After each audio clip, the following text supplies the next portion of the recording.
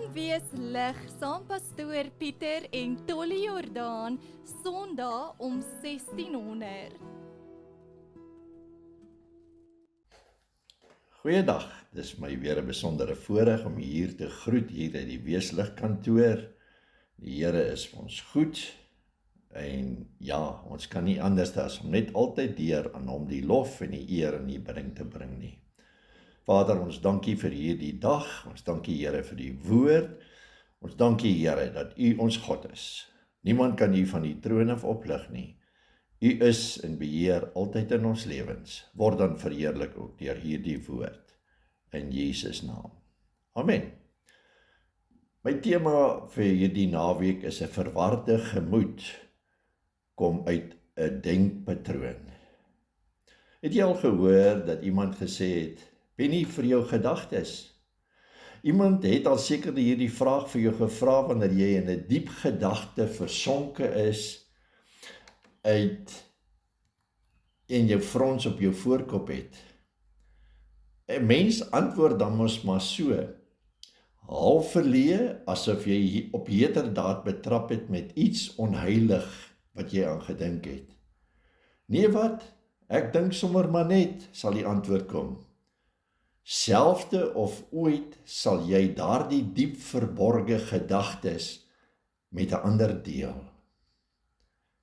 Is juis Spreuke 23 vers 7 wat vir ons leer, want soos hy in sy siel bereken, so is hy.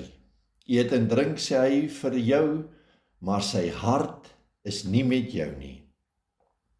Hierdie teks sê die mens is wat hy dink. Dis 'n kritiese uitspraak. Veel eerder sou die mens van sy kant wou sê, die mens is wat hy dink hy is. Dan sien ek ook 'n teks in Spreuke 27:19. Soos in die water aangesig teenoor aangesig is, so is die hart van die mens teenoor die mens. Die NAV, die Afrikaanse vertaling sê dit so. Soos jy jou eie gesig sien as jy in die water kyk, so sien jy jouself in wat jy dink.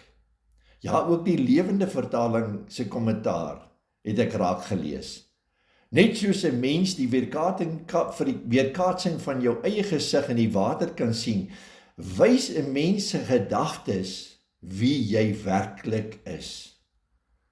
Dan kan hy hom immers baie belangriker indink as wat hy in die werklikheid is. En dis hoe dit gaan.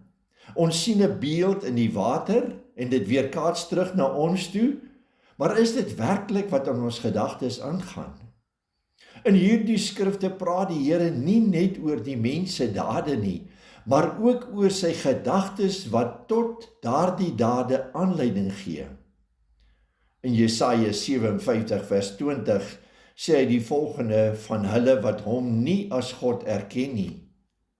Maar die goddelose is soos 'n onstuimige see, want dit kan nie tot rus kom nie, en sy waters gooi sluik en modder op.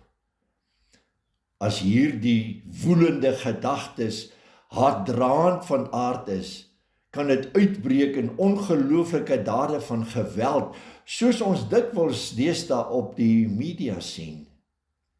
Maar dit laat ons eerder by die punt kom dat ons eerlik moet wees.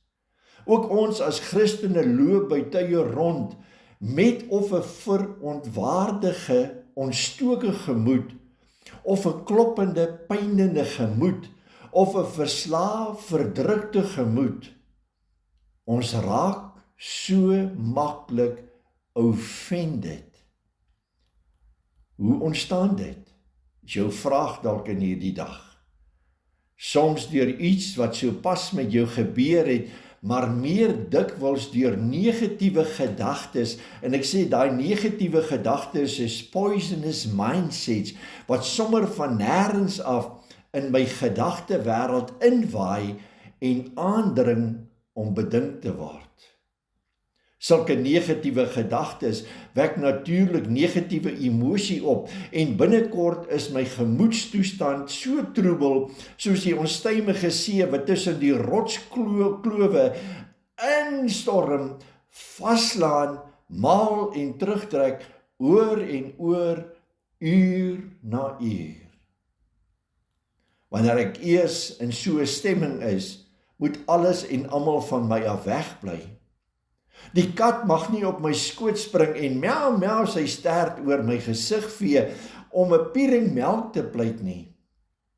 Nog minder mag my kleuter kleinkind vir my 'n pragtige bont stinkspringkaan in sy vuisie kom wys wat hy in die tuin gevang het. Nee, ek wil net alleen gelaat word met my gedagtes, sodat die storm waarvan ander onbewus is in sy gang kan gaan in my totdat dit uitgewoed is. Hierdie negatiewe gedagtes wil nou hier gedink wees. Hulle demand, eis om gehoor en verhoor te word. Sou ek toegee en hulle vir 'n tyd lank entertain dit en te woord te staan, laat hulle my uitgeput agter sonder dat al die dinkery my enigstens nader aan 'n oplossing gebring het. Vir die volgende paar uur is ek nie meer op die speelveld nie, maar ek sit met 'n bloedneus op die paviljoen. Warrelende gedagtes is 'n verskriklik vermoeiend. En hulle is nie soos 'n tandpyn wat by uitsondering by my intrek neem, maar eerder soos 'n swerm katlagters wat rasend in die boom intrek, na 'n rukkie rasend vertrek om maar net weer rasend terug te keer. Ja, van die vroegste tye lees ek in die Bybel dat selfs die gelowiges van die Ou Testament met hierdie probleem geworstel het. Psalm 94 vers 19 skryf hierdie digter: as my gedagtes binne my vermenigvuldig. Ja, sy gedagtes het nie vir 'n bietjie bygekom nie, maar sommer eenklaps geeskaleer. Dit is soos 9 + 9 is gelyk aan 18 of 9 × 9 is sommer al 81.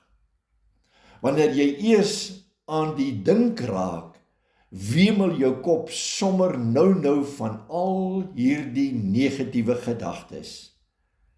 Gedagtes is die toeganklike deel van die mens. Dit lê in jou sielsdimensie.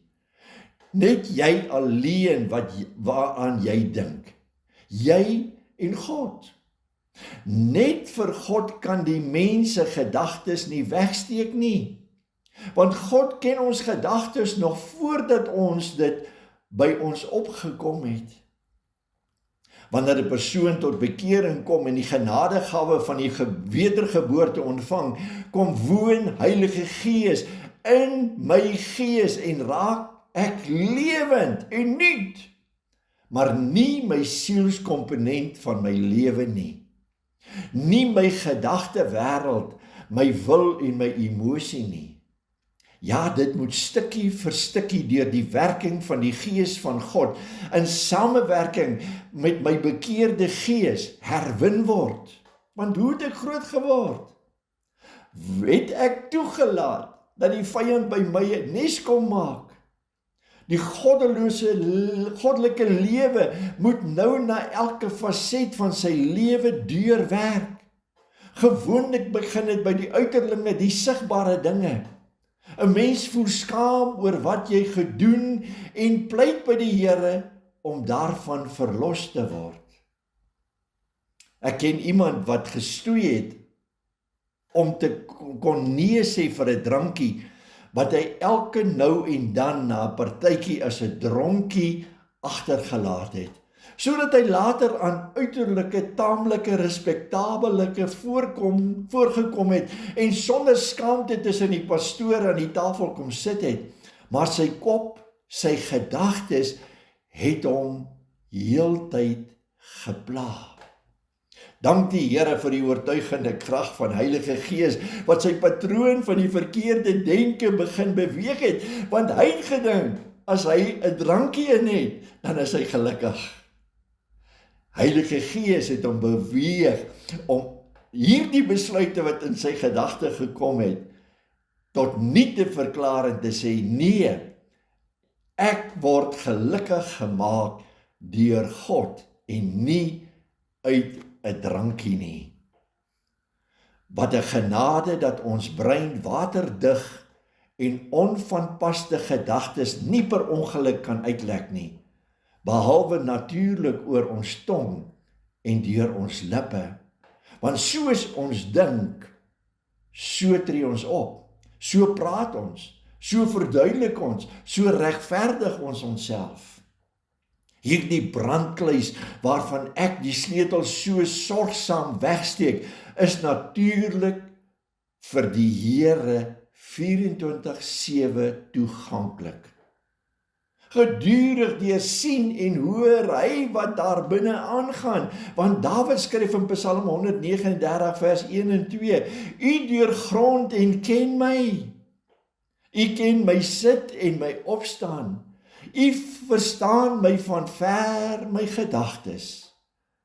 Dat hy dit dag na dag kan verdra, spreek van oneindige langmoedigheid. Maar daar's 'n groot verskil tussen verdra en aanvaar. Gedagtes wat nie in die hemel hardop gedink kan word nie, bly steeds sonde, want hy net so min so sondige dade sal duld. Tevens, hy beoordeel ons eerstens aan ons gedagtes en daarna aan ons dade.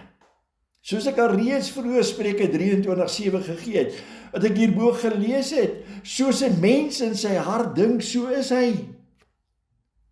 Ek lees dit weer stadig en vra dat jy daaroor dink, so 'n mens in sy hart dink, so is hy. Ja, Jesus het in Matteus 5 vers 28 gesê, maar ek sê vir julle, dat elkeen wat na 'n vrou kyk en haar begeer, reeds in sy hart met haar egbreek gepleeg het. Daarom as ek weet wie ek nou eintlik is, moet ek my brandkluis begin oopsluit. Ek moet toelaat dat die lig van God se woord en die Gees aangeskakel en 'n slag deeglik staan en rondkyk na die gaste wat ek hier in die geheim onthaal. In my gedagtes sien ek myself doen. Ek hoor myself praat. Daarom kan ek myself baie duideliker en helderder uit my gedagtes as uit my dade en woorde leer ken. Waaraan dink jy? As jy vanaand by die huis kom, gaan sit net so rukkie stil en vra jouself, watse gedagtes het deur my gegaan? My dade en woorde gaan deur die sif van my redenasie, wat in my wilste mensie lê. Hoe redeneer ek?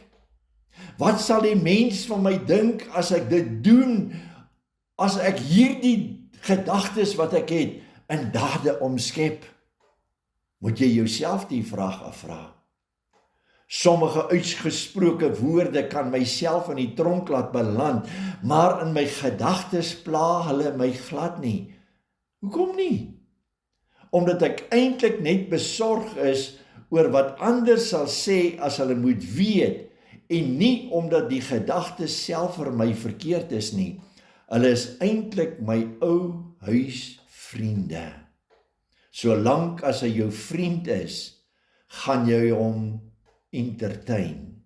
Die oomblik as jy besluit maak dat hierdie gedagtes wat nie op God gerig is nie, wat mense wil seermaak, wat ander mense in jou lewe wil inlaat wat daar nie hoort nie, gaan hulle daar bly. Die oomblik as jy besluit om te sê, ek maak dit my vyand, en jy dryf hulle uit, jy neem hulle gedagtes in gevange, dan sal jy in oorwinning begin lewe.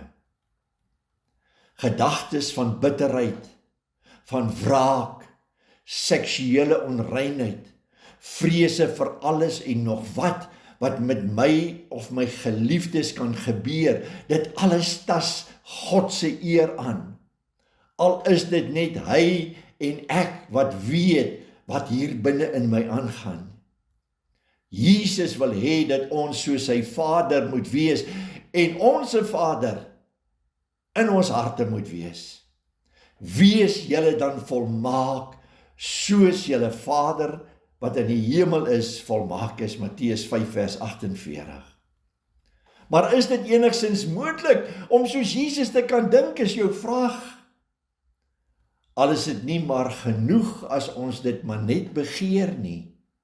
Nee, dit is moontlik want hy het ordelik en rein soos sy Vader op hierdie aarde beweeg en alles wat hy gedink het en alles wat in hom gewoon het, was van sy Vader. Dat spreek van 'n verhouding. Paulus kom en hy sê in Kolossense 3 vers 2, bedink die dinge wat daar bo is en nie wat op hierdie aarde is nie. Want hoe ek dink, gaan ek begin optree. Uit my vlees uit gaan ek naderhand sekere gedagtes hê wat my gaan verlei. En as ek oorgaan tot die daad, dan is die sonde daar. Paulus kom leer vir ons hoe om effektief ons wapens in oorwinning te kan opneem. Hoor wat sê hy in 2 Korintiërs 10 vers 3 en 5.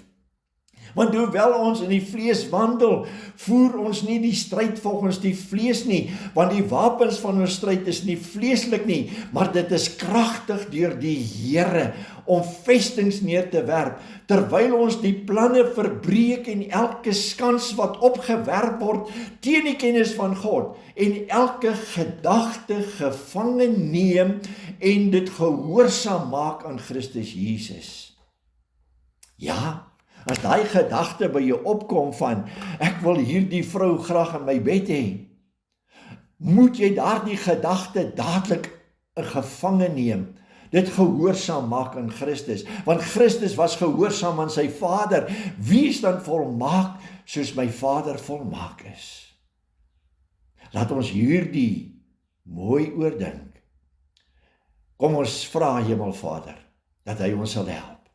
Vader, help ons, deur u Gees wat in ons woon. Oortuig ons, Here, sodat ons nie uit ons vlees sal staat maak nie, maar dat ons die wapens wat u vir ons gee, wat kragtig is deur God, die vestings wat in ons lewe is, wat daar diep in ons onderbewuste, in ons frame of reference lê, Here, daar die vesting sal neerwerp en elke plan sal verbreek wat die Satan na ons kant toe stuur, deur die kennis van God, deur die woord van u, Here, in ons toe te laat, sodat u ons kan heilig en ons rein voor die aangesig kan wandel. Ons wil graag ontsnap, Here, nie meer langer slawe wees van ons gedagtes nie, want soos ons dink, so is ons. Help ons asseblief, Here. Ons vra dit in die kosbare naam van Jesus Christus en ons dankie daarvoor. Amen en amen. Ek groet u tot 'n volgende keer. Shalom.